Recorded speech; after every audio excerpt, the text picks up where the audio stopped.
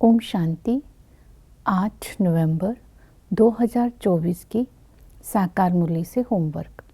आज की मुरली से हम लक्ष्य लेंगे, राजाओं का राजा अर्थात लक्ष्मी नारायण जैसा बनने के लिए पावन बनने का पुरुषार्थ करना है। आज की मुरली से हम ड्रिल करेंगे, ब्राह्मण सो फरिश्ता सो देवता। आज की मुरली से हम चिंतन लेंगे, मेरे में कोई खामी तो नहीं। ये अपने अंदर रिफ्लेक्ट करेंगे, चिंतन करेंगे और चेंज करेंगे। आज की मुरली से पुरुषार्थ करेंगे, माया जीत बनना है, याद की यात्रा में रहना है और सेवा में बिजी रहना है। माया जीत बनने के लिए आज बाबा ने अटेंशन दिलवाया, तुम्हारी माया के साथ युद्ध है, माया के साथ तुम्हारी बॉक्सिंग है। इस बॉक्सिंग में अगर तुम माया से हार खा लेते हो तो बाबा ने कहा तुम्हारे से फिर तुम्हारी बुद्धि में चोट लग जाती है, फिर तुम्हारे से भूलें होती जाती हैं और फिर अगर वो भूलें करके बाप से छिपाते हैं तो फिर मन खाता है। अगर भूलें करके छिपाते हैं तो वो भूलें 100% वृद्धि को पा लेती हैं। इसलिए माया जीत बनने के लिए, माया की बॉक्सिंग में जीतने के लिए उसकी विधि जो बाबा ने बताई, वो बताई सच्चाई सफाई। एक बाप के साथ सच्चे होकर के रहना है। बाप को सच सच बताएंगे तो भूलें नहीं होंगी। अगर भूल हो भी जाती है तो बाबा से क्षमा मांग लेनी है। दूसरी विधि बताई माया जीत बनने के लिए, इस जन्म में जो भी पाप किए हैं वो बाप को बताने से हल्के हो जाएंगे। अर्थात इस तरह सच्चाई सफाई से बाबा के साथ रहने से माया की बॉक्सिंग में हम जीत प्राप्त कर सकते हैं। दूसरी विधि बताई माया जीत बनने के लिए श्रीमत पर चलना है। बाबा ने जो श्रीमत दी, पहली श्रीमत है देह अहंकार को छोड़ना है। जो भी सर्विस करते हैं वो सर्विस का भाव जो भी है बाप के आगे समर्पित कर देना है। समर्पित आत्मा बन करके अगर सर्विस करेंगे तो कभी भी अहंकार नहीं आएगा।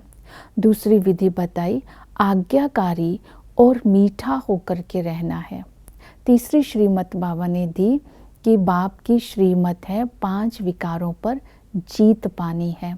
क्योंकि इसकी विधि बताई 5 विकारों पर जीत पानी है। याद रखना है, मैं राजयोगी हूँ। राजयोगी ही पावन बनने की पढ़ाई पढ़ते हैं। बाबा ने कहा जब तुम पावन बनने का पुरुषार्थ करते हो तो खबरदार भी रहना है, क्योंकि माया के साथ बॉक्सिंग भी है।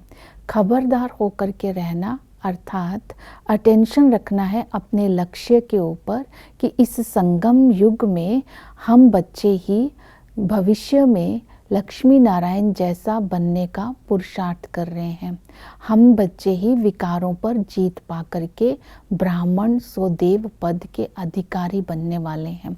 जब लक्ष्य की स्मृति रहेगी तब हम माया पर जीत 5 विकारों पर जीत पा लेंगे। इसके साथ साथ बाबा ने कहा कि ये स्मृति रहे मैं संगम युगी ब्राह्मण हूँ। जन्म का नशा हमें मौज में रखेगा, मूंज से बचा देगा। क्योंकि बाबा ने कहा पुरुषोत्तम संगम युग पर तुम पुरुषोत्तम बनने का पुरुषार्थ कर रहे हैं और बाबा ये पुरुषार्थ करा रहा है। बाबा हमें टाइटल देते हैं तुम बच्चे ही स्वदर्शन चक्रधारी हो, तुम बच्चे ही ब्राह्मण सो फरिश्ता सो देवता बनते हो। तुम ब्राह्मण बच्चे देवताओं से भी ऊंच हो, क्योंकि देवताओं को तो परमात्म मिलन का अनुभव नहीं है। जो देवता है वो इस संगम पर परमात्मा से मिलन नहीं मनाते हैं और उनको किसी भी प्रकार का ज्ञान नहीं है। तो हम ब्राह्मण नॉलेजफुल भी हैं, परमात्मा मिलन का अनुभव भी करते हैं, तो हम सदा ही मज़े में और मौज में रहते हैं और हमें कभी मूंज नहीं हो सकती। तो ये विधियां हैं हमें मायाजीत बनने की फिर याद की यात्रा के लिए बाबा ने बताया योग युक्त होकर के याद की यात्रा में रहना है। याद की यात्रा की पहली विधि बताई रूह रेहान। बाबा के साथ मीठी मीठी रूह रेहान करते रहना है।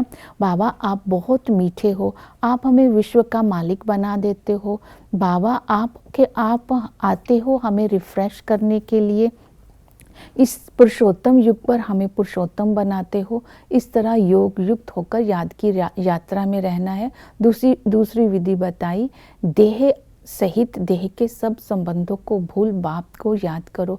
तो सारे संबंधों का अनुभव बाप से करना है। पिता के संबंध से हमें विश्व का मालिक बनाते हैं। टीचर बनकर के ऐसी पढ़ाई पढ़ाते हैं तो ये नई पढ़ाई है, पढ़ाने वाला नया है और ये नई दुनिया के लिए पढ़ाई है।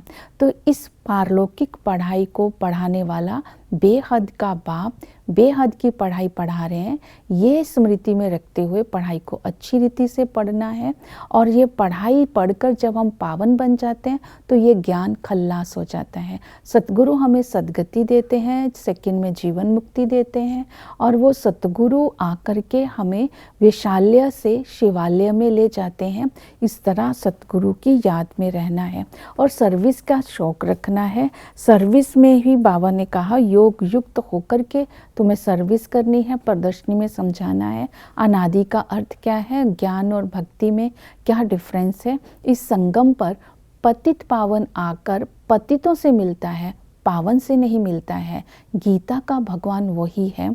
और इसके साथ साथ ड्रामा का और चक्र का ज्ञान भी समझाना है कि वो परमात्मा सर्वव्यापी नहीं है, ये भी बताना है। ओम शांति।